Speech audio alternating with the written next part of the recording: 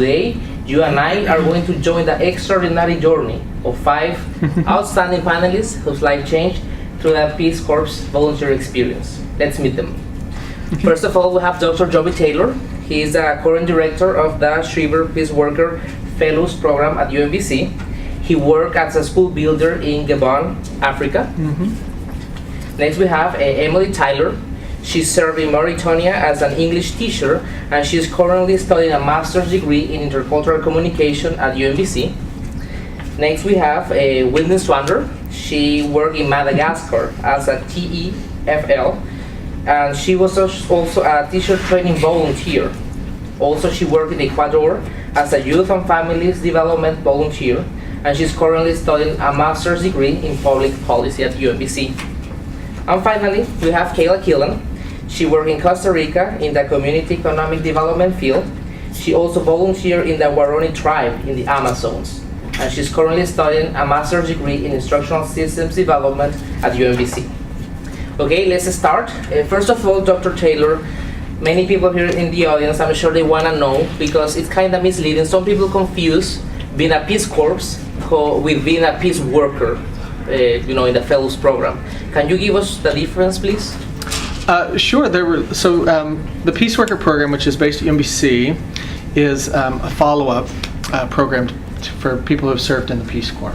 So the Peace Corps, you might know, has just celebrated its 50th anniversary this past year. So in 1961, the Peace Corps was created by President Kennedy, and the first director was Sergeant Shriver. So the Shriver Center at UMBC was named for Sergeant Shriver and his wife Eunice Kennedy Shriver.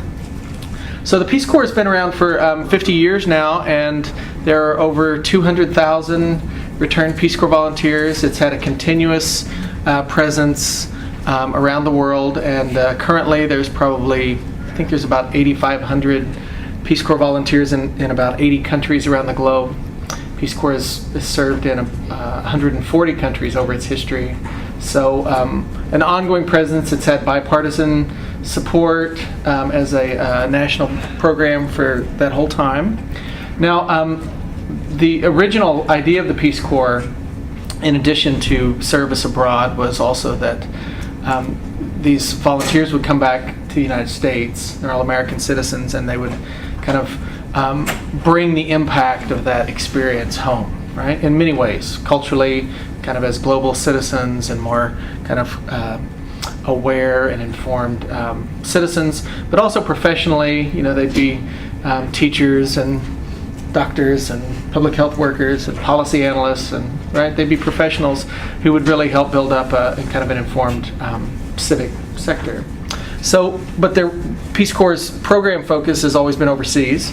So they kind of how to greet people and engage them when they come back has been a long-standing kind of challenge. So the Shriver Peaceworker program, this is a long answer to your question, Miguel. But the Peaceworker program is part of that original vision that Mr. Shriver had, which was returning volunteers would be engaged and become engaged professionals and leaders here at home. So what we do at UMBC, and have for almost 20 years now, is work with a cohort of graduate students who are all returned Peace Corps volunteers. And they can study any number of disciplines, so they're in master's degrees and are engaged in service experiences 20 hours a week. So kind of like a graduate assistantship model, except the 20-hour-a-week commitment is with an organization that's providing services to the community.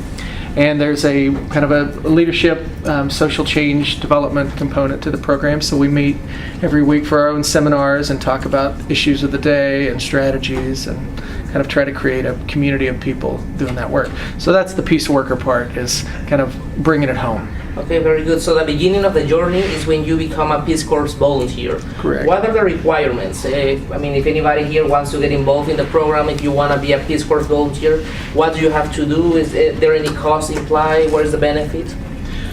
So literally to join the Peace Corps, like I said, there's about 8,500 volunteers in the field now, and it's a 2-year commitment. Mm-hmm. So you've got to be ready for a 2-year commitment. Peace Corps kind of stuck to its guns on that, and I think we'd maybe agree that's a significant part of the experience is just how long you stay there.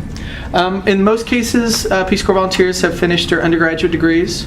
There are some exceptions. There's students that come from community college settings, or if they've got the right background, if they grew up on a farm and there's an agroforestry project. So there's exceptions, but in general, Peace Corps volunteers have finished their undergraduate degree. And the majority of Peace Corps volunteers go kind of within that relatively short number of years after they finished their undergraduate. But really, it's a very diverse group. So that we have seniors and mid-career people that are applying as well. And these folks could talk to kind of what they, better really than I, to what they think applicants could bring to that. But those are the basic kind of requirements.